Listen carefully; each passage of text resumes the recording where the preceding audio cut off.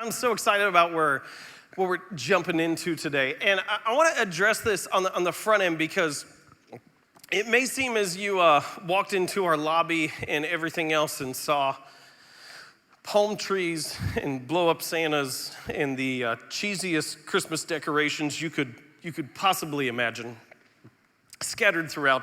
You go, what is this? This isn't church.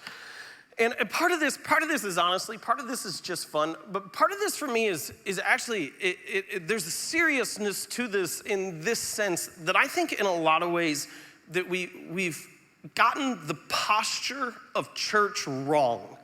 And we've made the tone of church incorrect. And we get this idea that like when you come close to God, that it means that you're really, really serious.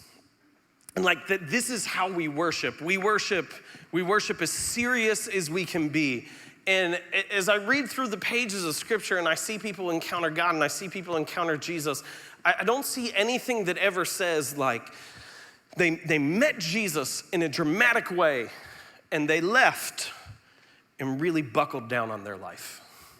Like I don't see that. I don't see like, as you go through the book of Psalms, when it describes the way in which we are to praise and celebrate our God, it doesn't say anything like, and the people gathered together to celebrate with grim faces and furrowed brows, right? And the reality is that a lot of us, what we have experienced in church is this, right? This is all of a sudden become the posture of worship. And is this close? Come on a little closer. That's plenty close, right there. Nope, I was serious, that's plenty close. Otherwise, this shirt will just be too much for you. No, we think it's like, this is how I worship God. Oh yes, I love Jesus so much. Like how many of you, like, for those of you who have a significant other, if you looked at your significant other and say, I love you. Where's my wife? She's here somewhere. No, there's nothing about that you go, oh yeah, this is exactly where we need to be. What we see throughout the pages of scripture is that it's not that when people encounter God or Jesus that they became more serious, it's that they became more joyful. Like that is the essence of what God is seeking to cultivate in you. Not the grimace on your face, but the joy of your heart. And so that is partially what we're getting into within this of going, no. We come in here not stone-faced and cold. We come in here joyful because that is the automatic response that happens to someone when they encounter God in a fresh way. And so we come here together to celebrate. And that's what we're gonna do this morning. Are you up for that? Like, just because the music ended doesn't mean the celebration ended. Just so we're clear, I'm gonna need your help throughout this. And I'm not a hollaback girl, but we are a hollaback congregation. Some of you have no idea, like, what was that? You can thank Gwen Stefani for that, who also taught us how to spell bananas. Sorry, that took me back. Hey, on a completely unrelated note, I want to share something really cool with you. So this past July 4th, our team that is going to be launching the Fairborn congregation, our church, but the team that is launching the Fairborn congregation participated in the Fairborn 4th of July parade. And so here's a couple pictures of the Fairborn team in the 4th of July parade. And just so you know from this, I had some people ask me, they go, why don't we have a float in the Beaver Creek 4th of July parade? And so I did what any good pastor does. I said, you see a need for a float? You are now responsible for the float. So we will have a float in the 4th of July parade next year, and we already have co-chairs of that float if you want to get in on that. But I want to tell you some stories that our Fairborn team heard that as they're walking through the parade, that they're marching by, they can hear people saying these things. Wait, isn't that the church in Beaver Creek? Oh, they're coming here? oh, that's awesome that they're coming here. And then they had people yelling out to them, thanks for all you did for the tornado relief. Thanks for all you do for our community. Isn't that amazing? I absolutely love every bit of that. And there may be this sense, especially as we started talking about this idea of like, oh, we can't do that. And the reason why was this, it was this mentality of, oh, we can't do that because Fairborn's so close. Or, oh, we can't do that because we'll lose too many people here to them and we don't know what we're going to do. Which, on that note, like Matt Scruggs is gonna be our campus pastor of our Fairborn location. Woos for Matt. I've never received that many woos in my life. Won the 40 under 40 award and you guys all laughed at me. Matt Scruggs, woo, Matt. So Matt Scruggs was our technical director here. And so because of proximity and relationship, he is going to be taking a large collection of our technical team to Fairborn. And there would be this thought of going, oh, we can't lose that many people. Oh, some of you have to stay here. Oh, some of you, we can't launch it until we replace everyone. But we don't believe in that.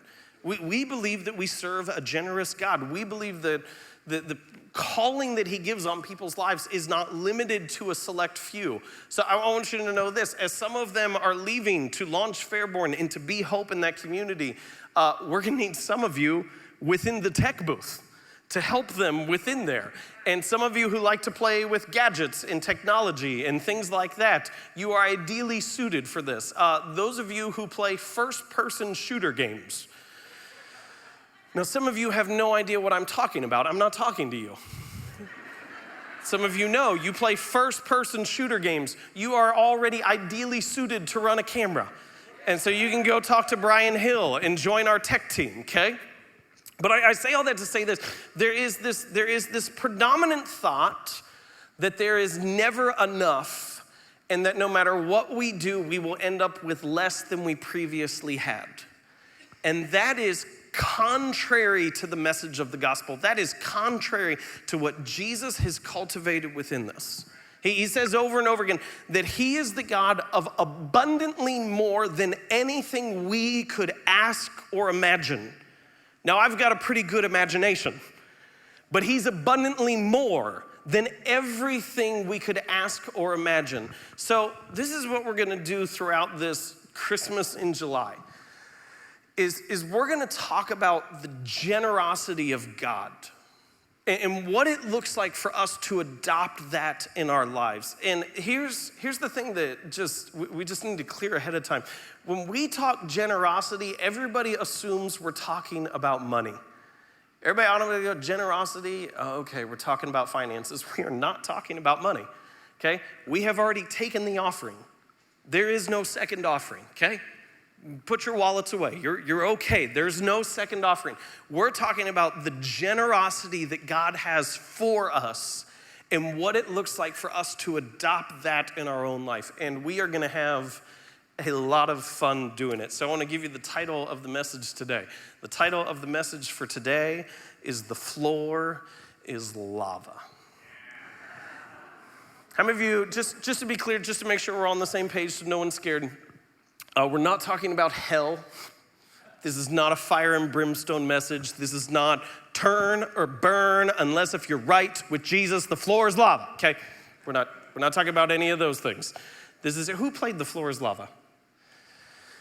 Okay, who has no idea what we're talking about when we say the floor is lava? Okay, good. So some of you, so just so you know, The Floor is Lava is a game in which if someone yells the floor is lava, you imagine the floor is lava and you need to get off the floor. Does that make sense?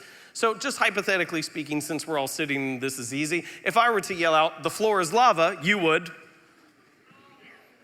Some of you just lost your feet. Way to go. The floor is lava. We're gonna be in 1 John chapter 3. 1 John chapter 3, we usually read out of the New Living Translation, the NLT, but I'm gonna be reading out of the ESV this morning because the language is a little more precise in this passage, and all the verses are gonna be up on the screen behind me or at bhope.church/notes. And in this passage, he gets into some pretty weighty stuff. And I just wanted to know if there's some concepts and some things and some stories that he references that you are unfamiliar with, just hang with me. We'll catch you up as we go and explain it as we move along. But this is 1 John chapter 3, starting in verse 11. And he says this, "For this is the message that you have heard from the beginning." He goes, this is not a new idea. This is not a new concept. This is not anything that's confusing. The message you have heard from the beginning, that we should love one another. Good, no one wrote that down. Okay, we're aware. This is what faith is about. This is what following Jesus is about, that we should love one another. And then he's going to give us a picture of what that looks like. He says, we should not be like Cain, who was of the evil one and murdered his brother. And why did he murder him? Because his own deeds were evil and his brother's righteous. What he's doing here, if this is unfamiliar to you, is he is referencing an account from way back at the beginning of Scripture, in which Cain and his brother Abel each offer an offering to God. Abel gave his best to God. Cain gave the leftovers and saved the best for himself. And so God accepted Abel's offering and rejected Cain's offering. This made Cain jealous. And so Cain murdered his brother. He says, no, love doesn't look like Cain. Love doesn't look like Cain, who murdered his brother. And why did he murder him? Because his deeds were evil and his brother's righteous. So he says, do not be surprised, brothers, that the world hates you. We know that we have passed out of death and into life because we love the brothers or sisters. Whoever does not love abides in death. Everyone who hates his brother is a murderer. And you know that no murderer has eternal life abiding in him. There's a piece there that always kind of like rubs me the wrong way. It's that one right here. Everyone who hates his brother is a murderer. That's pretty heavy, right? Like we kind of, like that whole air of celebration got sucked out of the room in a hurry. I want to post this verse on the walls of my daughters, especially after Parker bites them. Parker, everyone who hates his brother is a murderer. Good night. Oh. It seems like it feels so extreme within here, but this is what I want you to see. This is so important to understand. What he is describing here is not about a behavior, is not about an action. It's about a mentality.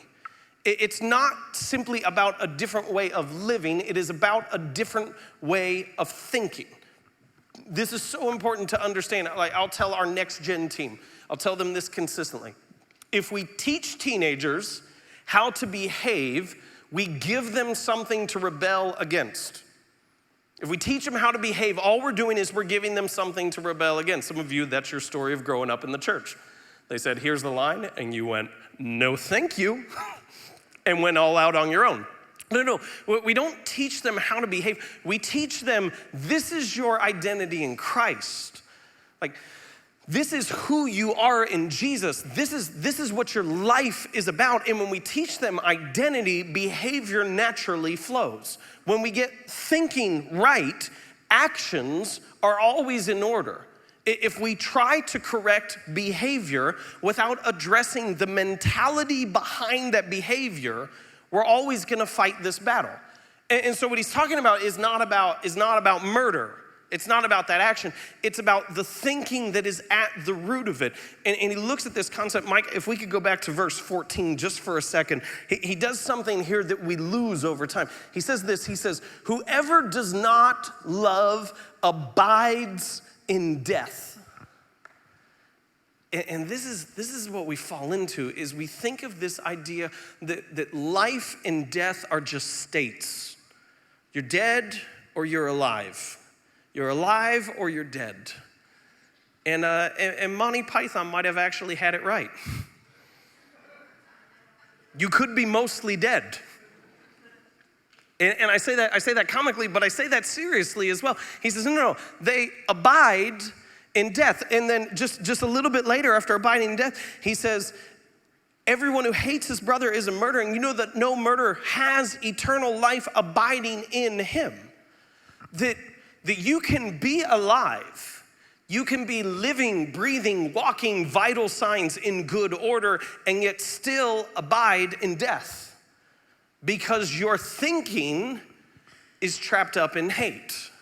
Your thinking is trapped up in the sense that there is never enough. And so John writes this and he goes, here's the reality. Cain killed Abel, but Cain was actually dead long before Abel. Okay, yes, he murdered him. And he was still breathing and living afterwards. But here's the truth, because his heart was caught up in hate and his mind was caught up in hate, he was dead long before. And then he says this climactic thing in verse 16. He says, by this we know love, that he being Jesus, laid down his life for us, and we ought to lay down our lives for our brothers. We ought to lay down our lives for those around us. While hate will attempt to kill what is alive, love will attempt to bring what is dead back to life. See, let's talk about this just on the surface, okay? It is easy when your life is not generous to find what is wrong with anything. Right? Especially this whole church thing we do on Sunday mornings. And I've brought this up several times, not just because I think it's helpful, but because this is my story, is that for a lot of my life, I found myself sitting in the complete background as far as I could possibly get, criticizing everything that was happening. As people are, we're here to celebrate. Well, what do you know about celebration? We're here to thank our God. No, thank you. Your shirt is ridiculous. Oh, that's where I found myself. And I was like prone, I was postured to take what is alive and attempt to kill it. Because I didn't have love. And he says, no, love and generous are the same. Love seeks to take what is dead and bring it back to life. And he says this next, verse 17 through 18. He says, but if anyone has the world's goods and sees his brother in need, yet closes his heart against him, how does God's love abide in him? Little children, applies to adults as well. He's saying we're all amateurs in this whole love and generosity thing. Little children, let us not love in word or talk, but in deed and in truth. Let it not simply be lip service saying we're people of love. Let it be how we actually live. And there was this piece that as I was going through this, that honestly, it stopped me dead in my tracks. And it says it right here. He says, but if anyone has the world's goods and sees his brother in need, and this is what I thought it was gonna say, yet closes his wallet, yet fails to offer financial assistance, because we think generosity is about finances, right? We think generosity is about money, but he goes, no, it's bigger than that. He says, yet closes his heart against him. And John nails this on the head. He says, generosity, it's not about your finances. Generosity is not about your wallet. Generosity is not about your money. It has nothing to do with any of those things. Generosity is about your mentality. Generosity is about your heart. It's about your desires. It's about understanding that the world is open. It's about understanding that there's possibility. It's about understanding that anything can happen in that moment. And when we withhold our resources, when we withhold our lives, when we withhold our relationships, what we are attempting to do is we're attempting to make ourselves bigger. He goes, no. If you're withholding, if you're closing your heart, you're attempting to make yourself bigger, to advance yourself. But if you're generous, you're making your life bigger. You're making your world bigger. You're making the possibility of anything that could happen bigger. And that's what generosity is about. How many of you have heard the phrase, this is gonna date me. How many of you have heard the phrase, a bird in the hand is worth two in the bush? Anyone? Bird in the hand is worth two in the bush. First time I heard this phrase, I had no idea what we were talking about. A bird in the hand is worth two in the bush. Why do I have a bird in my hand? Who wants a bird in their hand? I thought birds were dirty and gross. Should I wash my hands? A bird in the hand is worth two in the bush. And then this made me think of it the other day. We were at Taco Bell having dinner as a family because we're fancy. And so as we're in Taco Bell, Parker, my 2-year-old, is looking out the window because there's all these birds outside. And he's like, oh, look at him, just birdie, birdie, birdie. And then he's like looking down and the drive-thru's right beside us. And he looks back at me and goes, that birdie's sleeping, Daddy. And so I look over. And he's there like this. Yeah, he's gonna be sleeping for a while, Parker. A bird in the hand is worth two in the bush. And it was like, it's this sense of, the initial idea behind it is that you should be content, right? You should be content with what you have. Don't always chase more. Don't always chase more. Be content with what you have. And while contentment is a fantastic message, here is the problem with that idea. Is it says, a bird in the hand is worth, that it measures our life by what we have. It measures our worth by what we possess. And it says, no, this is where meaning, this is where significance and value for your life comes from, by what you possess. And this is what I have found, is that we're not struggling for possessions. We're not worn out, we're not weary because we don't have enough possessions.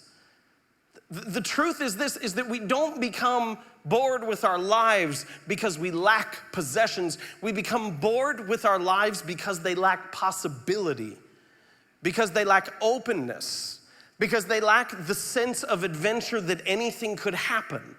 And this is what we do, is we'll go day after day after day after day in the same routine. And we will become bored by the routine that we live in. And we'll become bored by the consistency of our lives, and yet we'll grip tightly to everything that we have. This is what my kids do, is they'll take their toys and they will put them all underneath them. When one of their siblings comes close and they're playing with something, sibling comes close, instead of going, we can play together, they will take all their toys and they will put them underneath them like a hen gathers her chicks under her wings. Like this is how they operate. And they go, no, this is mine. And I just look at them and I think, are you having fun? Are you enjoying playing like this? Is this what you want from your life? And yet as adults, we still operate in the same sense as we go, these possessions, these relationships, this job, it's mine. I must possess it. And we live our lives with a closed hand. And what generosity says this, it goes, no. It's not about what you possess. The open hand values what can happen. The non-generous heart measures its life by what it has. The generous heart measures its life by the potential impossibility of what could happen. Does this make sense?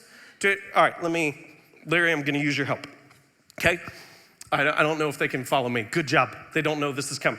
So if I have open hand, nothing in it, and I go to Larry, I have an open hand. You've been following this illustration along so far, okay? So anything could end up in it. Larry, help me out. I'm in front of a bunch of people. Don't embarrass me in front of my friends. Anything could happen in it. What do you got, Larry?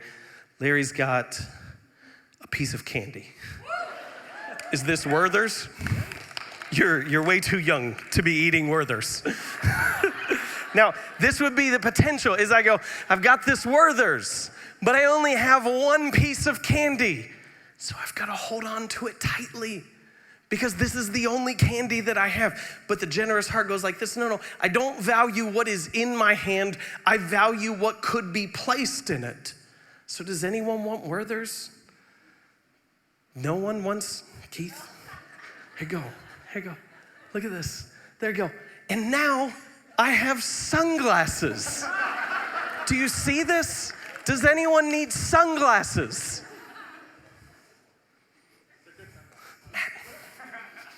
I'm gonna go around.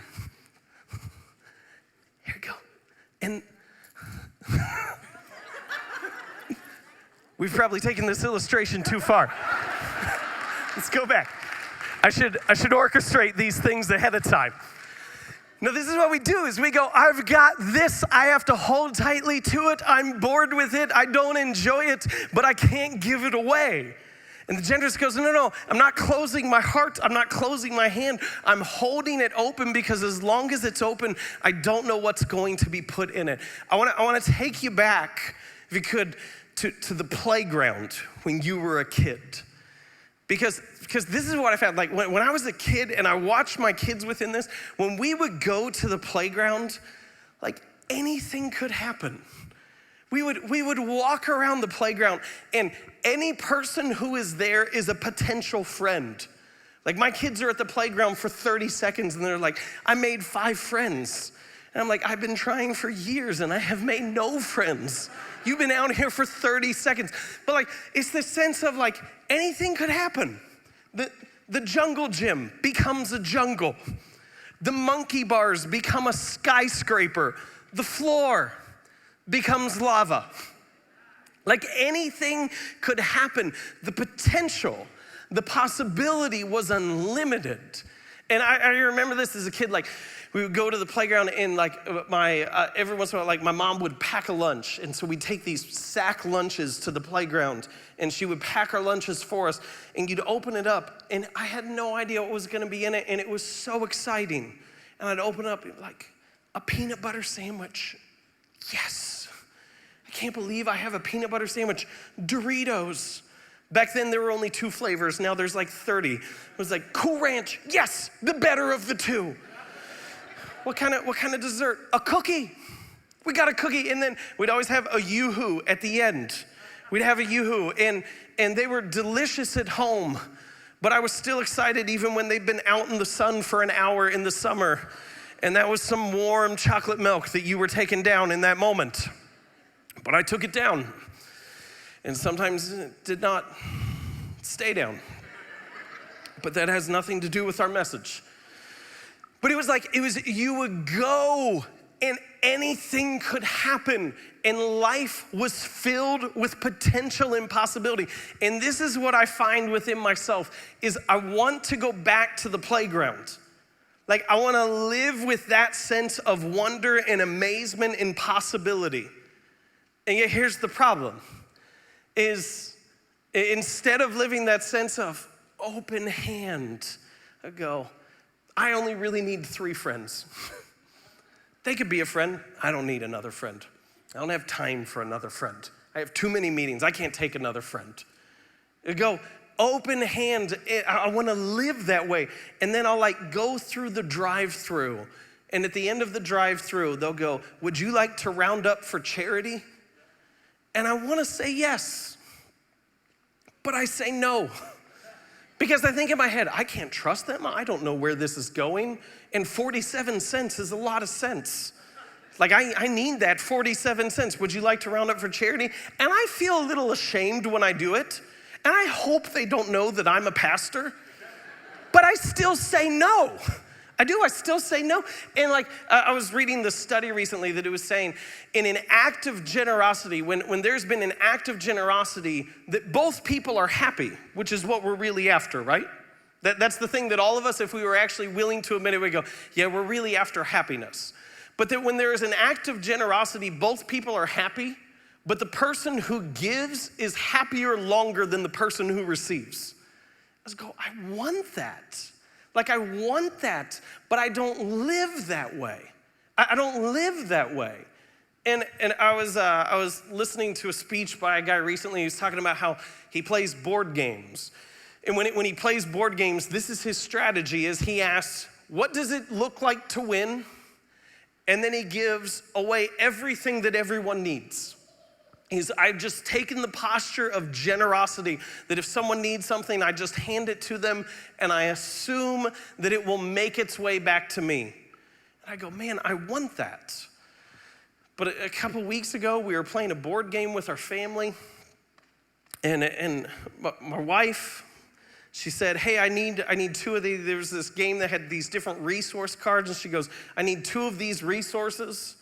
And my 7-year-old said, yeah, I have them. And so they're about to trade.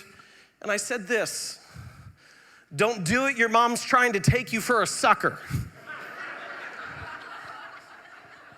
Now, what is that? I looked at the woman who carried her around in her womb, who bore her, who has raised her and nurtured her, and said, don't do it. You can get at least 3 resource cards out of her instead of 2. Drive a harder bargain than that. And so instead of generosity, I cultivate ruthless negotiation. I go, what is that? There's this parable that has always made me laugh. There's this man, he's a fisherman. And he's got his boat parked on the beach, and he's laying out, taking in the sun, and there's this businessman who's walking by and says, what are you doing? He says, I'm relaxing, I'm done fishing for the day. And he goes, why are you done? Why don't you get back out there and catch more fish? He goes, I don't need to catch more fish. He goes, no, you could get out there and catch more fish. He goes, why would I do that? Because if you caught more fish, you could buy a bigger boat. What would I do with a bigger boat? Well, if you had a bigger boat, you could even catch even more fish, and you could hire other people to work for you. Why would I do that? Well, if you caught even more fish, you could buy this fleet of boats, and you would have all these people who would work and fish for you. Why would I do that? Well, then you could relax and take it easy and soak up the sun. And he goes, what do you think I'm doing now? See, this is what I fall into. I fall into this mentality that there's not enough. And I've got to work harder than ever before to get ahead. And if I lose what I have, everything will be lost, right? Because if your kids don't make the honor roll, what becomes of your life? If your kids don't make the right AAU team, college scholarship out the window, right? If your boss doesn't notice that last presentation or that last bit of work, then, oh my goodness, what are you doing with your life? What are you doing with your career? If you're not toxin-free and dairy-free and carb-free and protein-free, then, my goodness, your body's just wasting away and you're basically just eating cancer, right? Like this is what we buy into. We buy into this mentality of no, there is never enough. Even what you have will be taken from you and you will be left with nothing. And so we close our heart to those around us, to the world, to possibility, to potential. And we live our lives like this, or like my kids. We live our lives like this. You go, no, you can't touch it. No, this is mine. No, thank you. Get away. And so what do you do? What do you do when everything within you wants to go back to the playground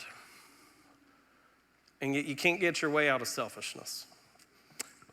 What do you do when you hear, even in church, we're talking about generosity and you think they want my money, right? What do you do? Well, you go, I want wonder, I want potential, and yet I can't open my hand because I'm afraid I'll lose what I have and nothing better will be placed within it. This is what John writes. He says this. He says, little children, let us not love in word or talk, but in deed and in truth. By this we shall know that we are of the truth and reassure our hearts before him.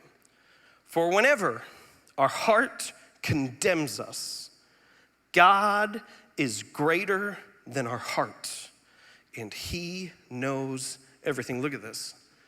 He says, even when your emotions, even when your desires, even when your feelings tell you that the right way to live is with the closed hand, and all the evidence that you have been given in your life is to keep that hand closed because others will take advantage of you. Others will use it for their gain, and nothing good is happening ahead of you. Even when you have bought into the lie that this year is the greatest year of your life, and so it's all downhill from here. Best of luck. He says, no, even when our hearts condemn us, you need to know this. Not you're gonna put on your boots and work your way out. Not you're gonna put on your pants and pull them up and tighten your belt and get to work and have at it. Not this sense of like you are strong enough, you have all the potential you need, you are smart enough, you are good enough to make your life great. He goes, no. When your desires fail you, when your feelings fail you, when your emotions fail you, God is greater than your heart. God is greater than your heart. Because this is what I have found, is that sometimes we get in spots in our lives in which we're in a relationship that is unhealthy. And we know the relationship is unhealthy. And the problem is not that the relationship is unhealthy, it's that we have no desire to make it healthy. Have you ever been there? We get in spots in our lives in which we know we're not where we're supposed to be, but we have no drive to get to where we're supposed to be. We know we're not living as we should, and yet we lack the motivation, we lack the potential to get back to where we know we are supposed to be. And there is no tomb that is darker than the one that you are in that you have no desire to get out of.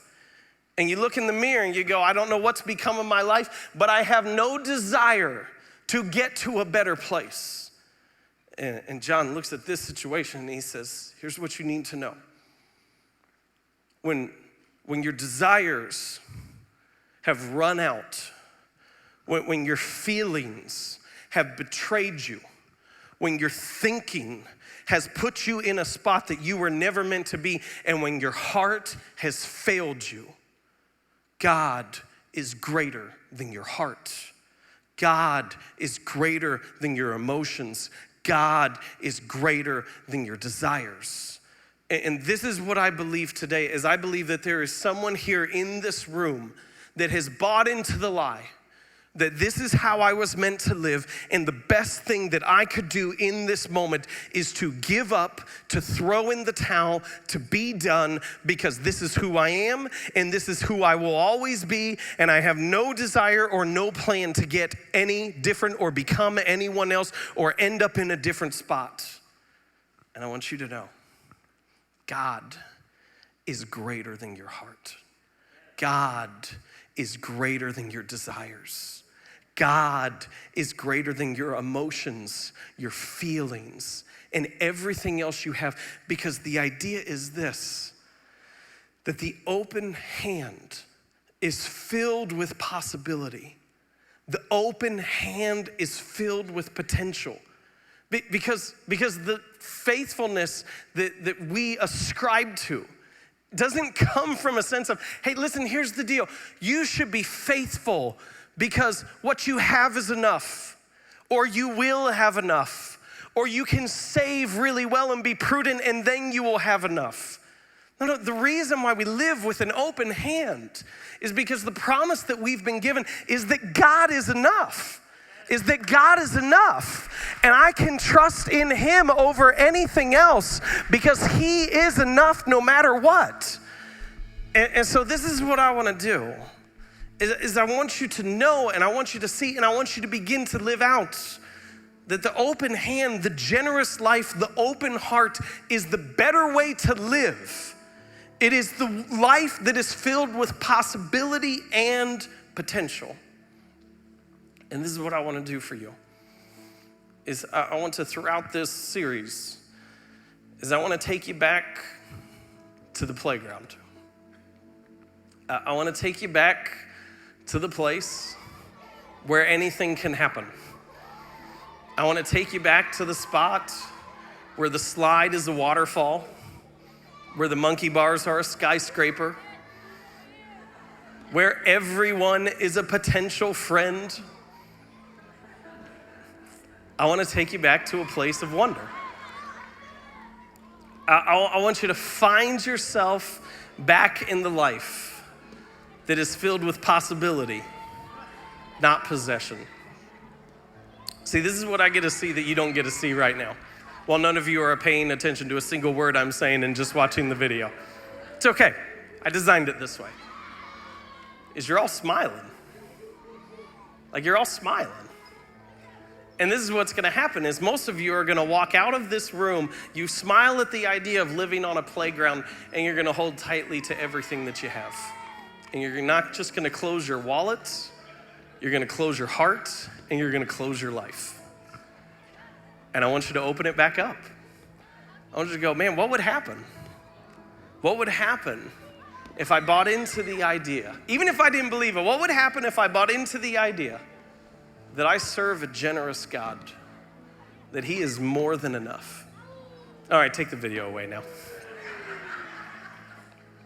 What would happen? What would happen if we lived with that sense of possibility? That's what I want for you. And so we've designed this thing. I don't know how many of you are familiar with an Advent calendar. If you're unfamiliar with it, think National Lampoon's Christmas Vacation, the thing that they use to transition the scenes, okay? That is Advent calendar. Man, I put things on the bottom shelf for you. You should be so thankful. Advent calendar.